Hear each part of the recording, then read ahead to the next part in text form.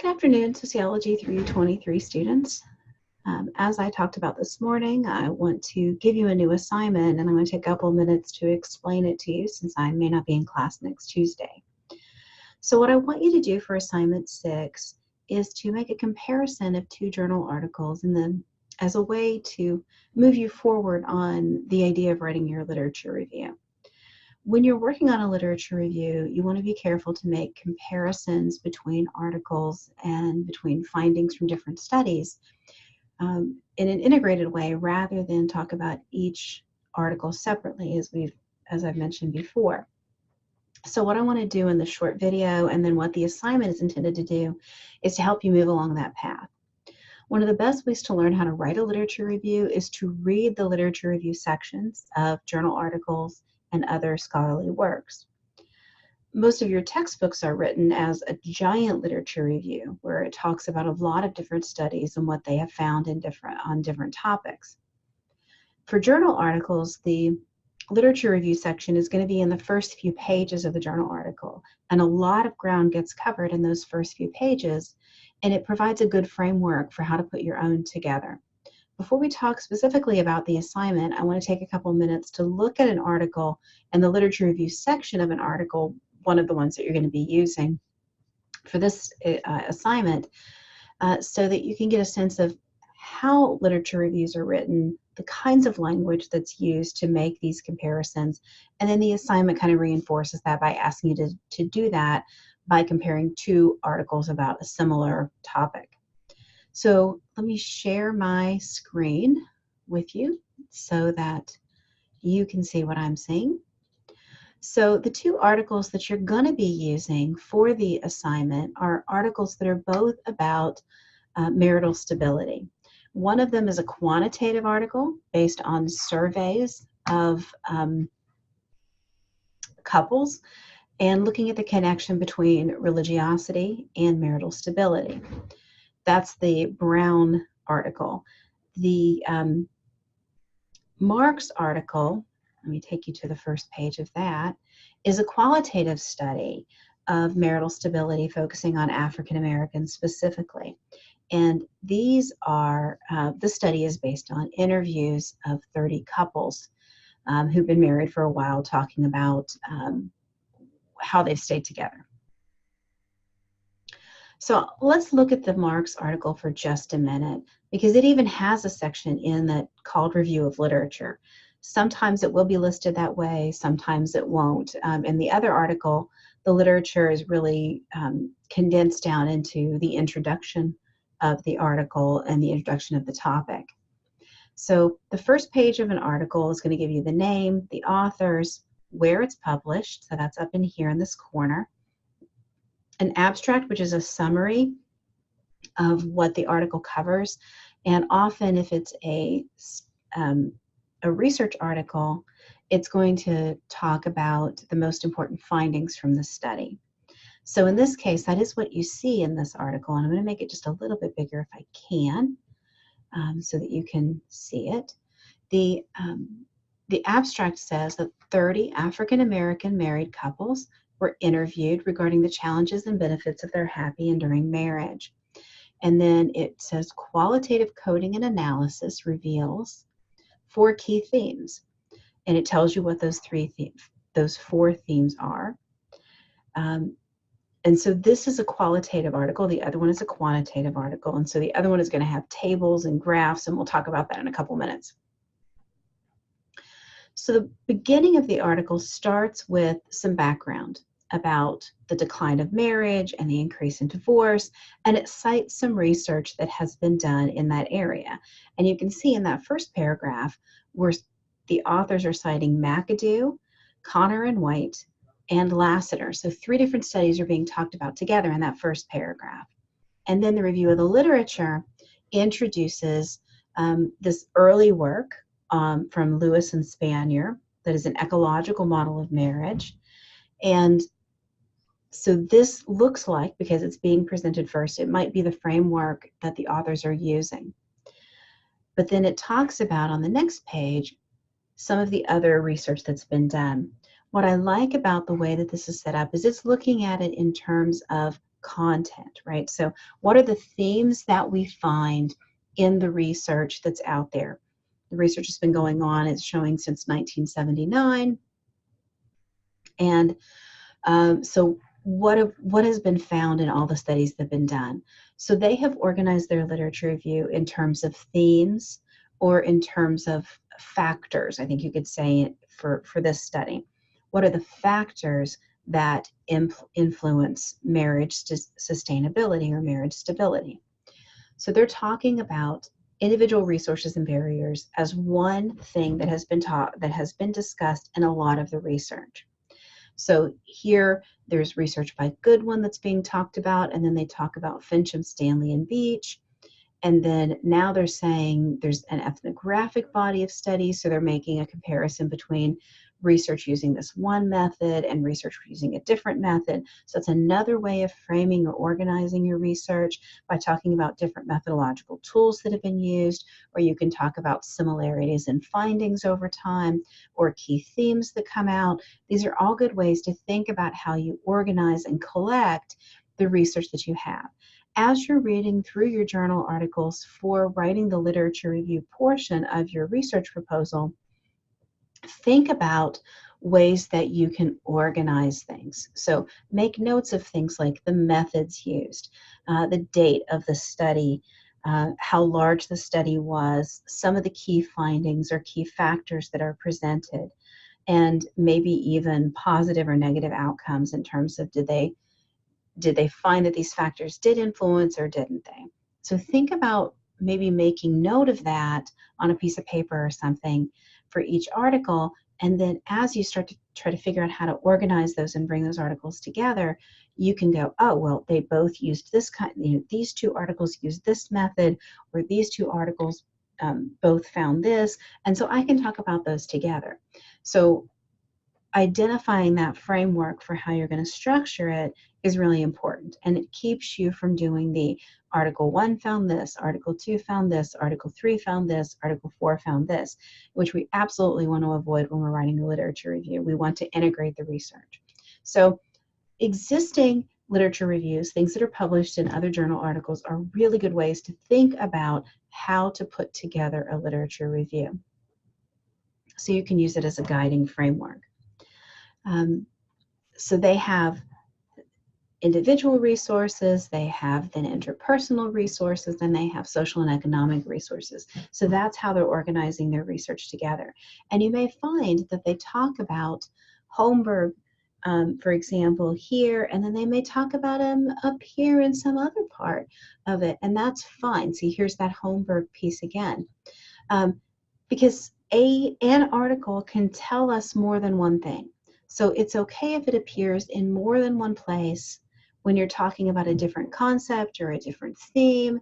It's okay if the same article is cited in multiple places in your literature review, because you talk about it wherever it's relevant.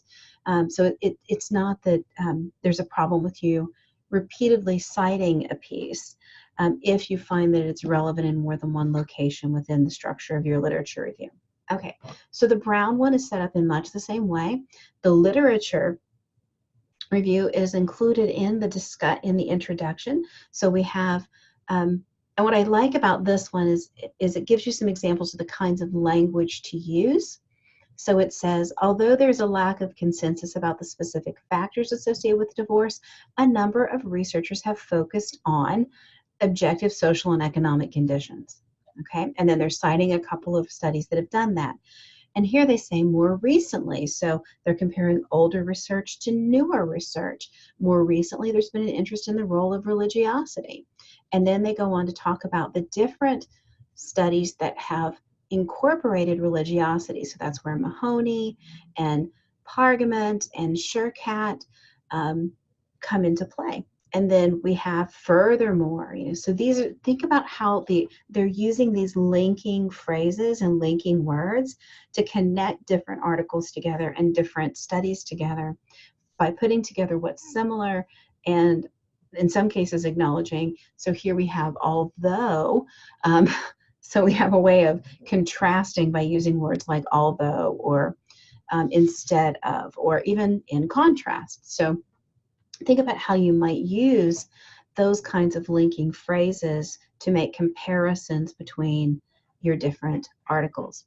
Okay, so they have a rather lengthy literature review that talks about the different factors. So they have context of race and gender, and they have, prior to that, excuse me for scrolling while you're trying to look at it, different theoretical frameworks that have been used to study the topic in the past. And so those are all examples of ways in which you can organize your literature review.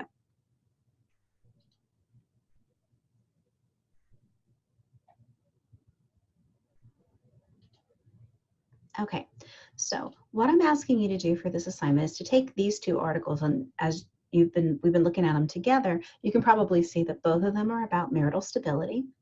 One of them is qualitative, a set of interviews of African American couples.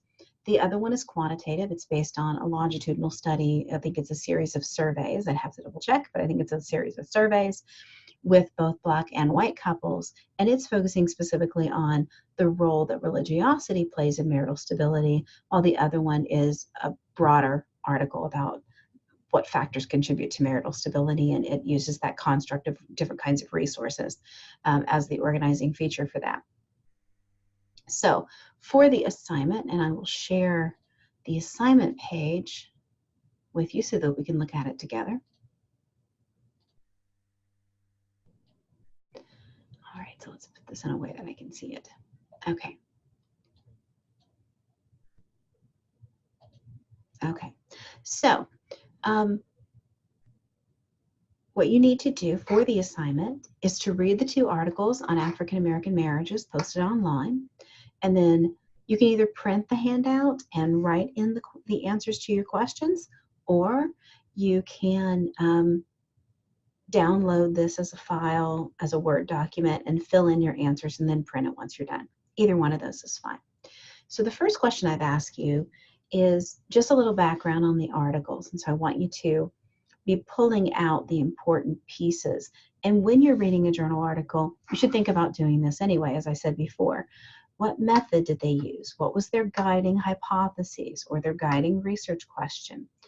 What were the major findings? How big was their sample? All of these are things that you should think about identifying, highlighting if you prefer to do that, or underlining or making a mark on your page, and just labeling them, sample or research question, where you find it in the written part. So what I want you to do first is to identify the research question for each article. What's the main purpose of the research being conducted? What's the purpose of the study? And do that for each of the articles that you're being asked to read. And then second, what methods are used? So what methods are used in the Brown article? How's the data being collected? What's being collected? How's it being collected? And what's the sample? So where are they gathering data from? What's the sample? What kind of research method are they using? And what's the sample size for each of these? So we know in the second article that was qualitative that it was 30 couples. So it is interviews with 30 couples, and the sample of African American couples, you could write to be more specific about the sample. And then the sample size was 30, right? 60 total people, but 30 couples. So that's what you would write in this blank. Then for the remaining questions, I want you to kind of lay out the hypotheses and findings for each of the articles, and then that becomes the basis for making those comparative statements.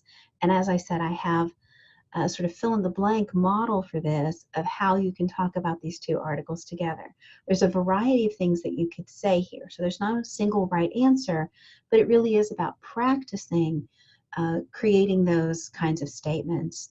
And it's similar to what the chapter that I handed out in class from They Say, I Say. From that book, it does some of the same stuff. So list at least one comparable or similar hypothesis that is being tested in both articles. So you're going to find similarities. There's something similar about what they're testing. Obviously, both of them are talking about marital stability, so maybe that would be a hint as to where to begin.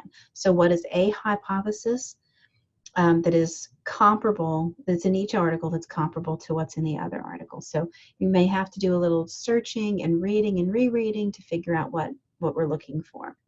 Then I want you to identify 3 findings from each article. So go to the findings section, go to the results section, and talk about, then give 3 things that each article found. And then I want you to write 1 sentence, and we've kind of done this with the summarizing piece, summarizing the major conclusions of each article. So what's the major finding? Now I'm going to give you another hint. This is likely to be in the discussion area or towards the end of the article. And then the last piece, the last couple of questions are asking you to bring together those 2 pieces. So I want you to write a sentence about a similarity in the focus of the research. I already asked you above to tell me about similar hypotheses. That's going to be part of what informs this statement that you make about the similar focus of the article.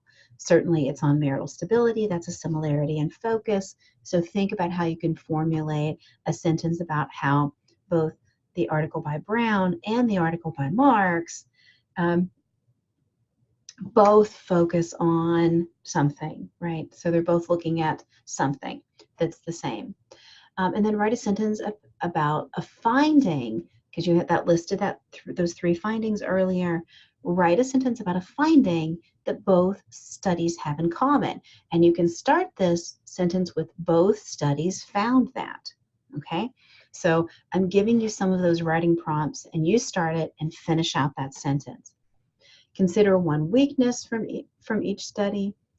Perhaps they fail to account for an important factor, they draw on a sample that's not generalizable, but find something that both of them similarly lack. Okay, so this is 1 thing they both lack. 1 limitation of both studies is, and finish out that sentence. Then I want you to write a contrasting statement. Brown found that, while Marks found that. So something that was different in the findings. So Brown found A, but Marks found B, okay? And then the last thing is just space for you to do any additional notes that you want to make, any additional comparisons. Just give yourself a little bit more practice of finding those statements where you can bring both articles together to talk about something they have in common, or bring both articles together to contrast something that's different between them. Before I finish, I want to take a minute or 2 to talk about how to deal with quantitative research findings. So if you are reading a quantitative journal article, and you will for your lit review, you'll have several that you read, I'm sure.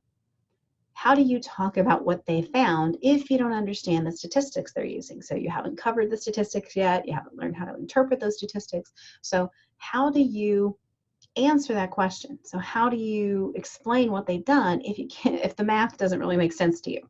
So the article that is quantitative, okay, is the Brown article in this case. So I'm going to share that screen. I'm going to talk a little bit about how to understand what is being discussed. Okay, so here we are.